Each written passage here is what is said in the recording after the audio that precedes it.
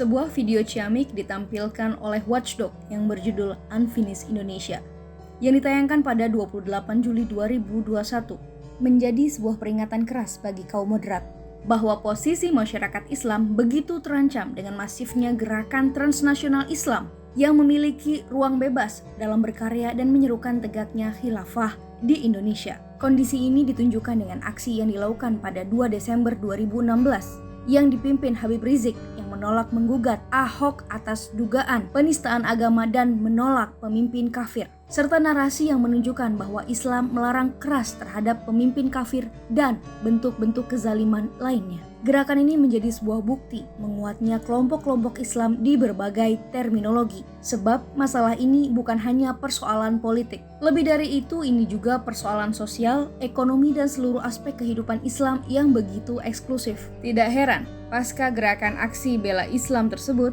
semakin banyak bermunculan label Islam syar'i pada seluruh kebutuhan masyarakat, seperti halnya 212 Mart, Halal Mart, dan dikotomi bisnis Islam dan non-Islam yang menimbulkan sekat yang amat nyata pada relasi sosial manusia antar agama. Pandemi belum berakhir, kebijakan pemerintah terus dipertanyakan oleh rakyat. Bantuan sosial lebih banyak diterima oleh masyarakat justru dari swasta, dari rakyat bantu rakyat, bukan dari pemerintah. Pun jika itu ada, justru dimakan oleh para maling rakyat yang memiliki jabatan di pemerintahan. KPK melemah dengan kebijakan pemotongan hukuman bagi para maling uang rakyat. Rakyat semakin tidak percaya bahwa pemerintah hadir untuk rakyat. Segala bentuk ketidakpastian hukum yang tersirat dalam berbagai fenomena yang terjadi belakangan ini membuat masyarakat semakin merasa bahwa kehadiran pemerintah hanya sebuah tembok bisu yang tidak diberikan nilai bagus atas eksistensinya. Mulai dari Jaksa Pinangki dengan jumlah korupsi 700 juta rupiah, ini hanya dihukum 10 tahun dan itu pun dipotong menjadi 4 tahun.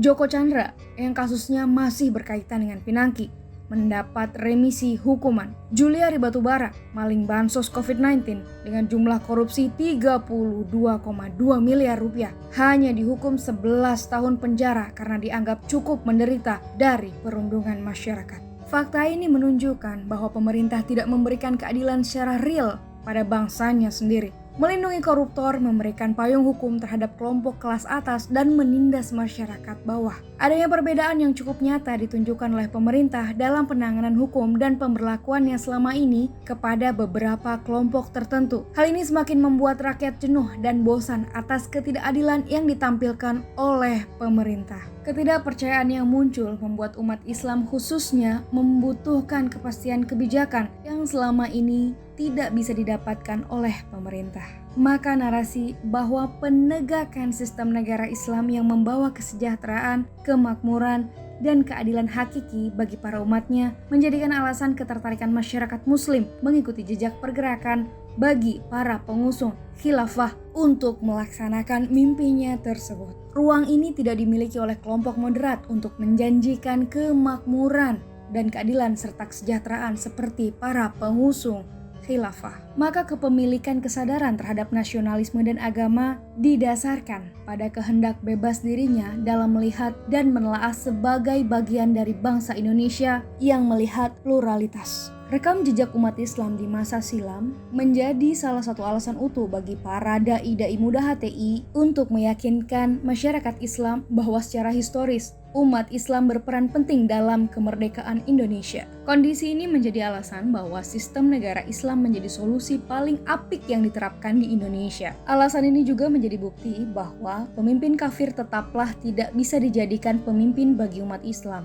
karena mayoritas tidak mungkin dipimpin oleh minoritas. Sehingga penerapan sistem negara Islam sejatinya sebuah solusi bagi mereka yang bisa diterapkan dan menjamin keadilan, kemakmuran, dan kesejahteraan bagi masyarakat Islam. Melalui kelompok ini juga, Islam tampil sebagai agama eksklusif yang hanya ramah terhadap masyarakat Islam saja. Selebihnya, Islam sangat tidak ramah terhadap masyarakat non-muslim, berjarak dengan umat yang tidak sama dengan Islam, bahkan seperti tidak kenal satu sama lain. Bukankah Islam adalah rahmatan lil alamin? Bisakah khilafah menjamin kesejahteraan masyarakat Indonesia? Atau hanya omong kosong? Wallahu a'lam.